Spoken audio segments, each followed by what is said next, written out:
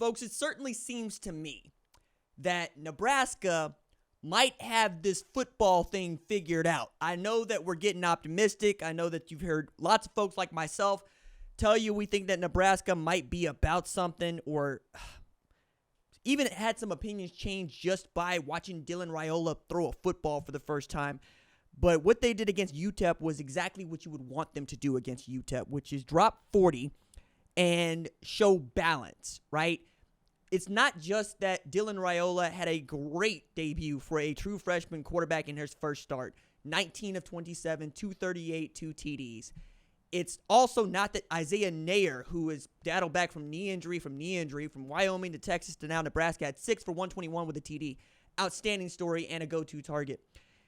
It's not even that they rushed for 216 yards and put up over 500. 41 rushes, 5.3 yards per rush. 3 TDs. It's that they took excellent care of the football. And that's really the thing. Like last year, it was quite simply, if they were better at taking care of the football, we're talking about Nebraska going bowling for the first time since 2016. It's that simple. Jeff Sims was the reason they lost to Colorado last year, putting the ball on the floor, throwing the ball to other people. Against UTEP, that ain't what they did. They held on to the football.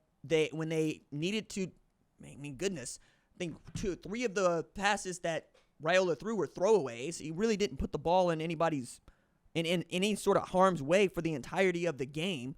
He operated the offense. Like, I was catching hell because I said Marcus Satterfield's a good offensive coordinator. This is what it looks like to be a good offensive coordinator. You score 40. In a game where you're supposed to go and score 40. You've shown that Nebraska is actually about its business this year. And yeah, I feel good about them against Colorado next week. Who wouldn't, given what they showed and given what Colorado showed? It's really going to be who can take better care of the football. And what is really going to be fun for me is Shedeur Sanders is excellent at taking care of the football. Dylan Raiola, small sample size, excellent at taking care of the football. You're also talking about one of the tooliest quarterbacks in the sport right now. It's just a cannon for an arm. It's going 40 yards because he flicks his wrist, guys. And if you can take the top off the defense, and if you think Isaiah Nair can go one-on-one with Travis Hunter, we got a ball game. We have fireworks. Like, it might be nip and tuck and touch and go the whole way because I think they're evenly matched. Really, I do. I think Dylan Raiola and Isaiah Nair can go blow for blow with Travis Hunter and Shedeur Sanders. Then can you run the football? Nebraska can damn sure run the football. I have seen nothing to lead me to believe that Colorado can run the football. And that's all up to Colorado's line. I know that because Dallin Hayden was the number 2 tailback at Ohio State last year. Now the number 2 tailback is Quinshon Judkins. Okay? It's like that.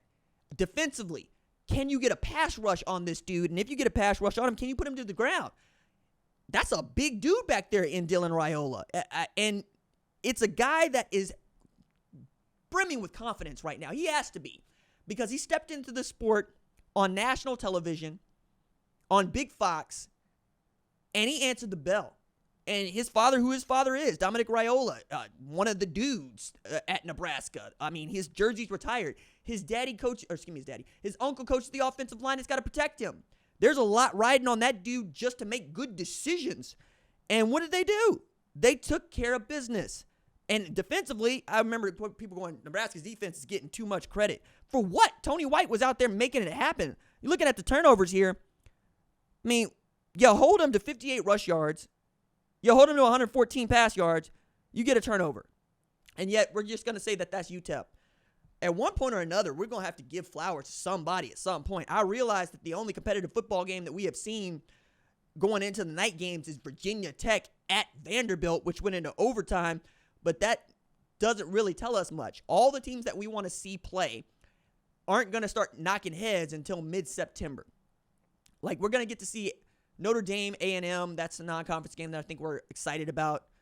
Michigan, Fresno State, right? And then tomorrow we'll have LSU, USC. But as I'm doing these segments, I'm just looking around. I'm asking myself straight up and down, what do I like and why do I like it?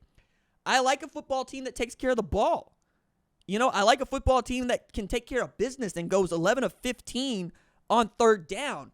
That's Nebraska. Oklahoma went 0 for 11 against Temple. Nebraska didn't allow a single sack. Oh, excuse me. I take that back. They allowed 1 sack. of Dylan Raiola. And I'm going, how much of this is his fault? I think that they got a dude back there. And I think if you are a Nebraska fan and you are cautiously optimistic, continue to be there. If you're a Nebraska fan and you're pessimistic, I got nothing for you, dog. This is the wrong show for you because it's August. Y'all are 1-0, and you put a lot of good stuff on film, and you ought to feel good about your game against Colorado next week.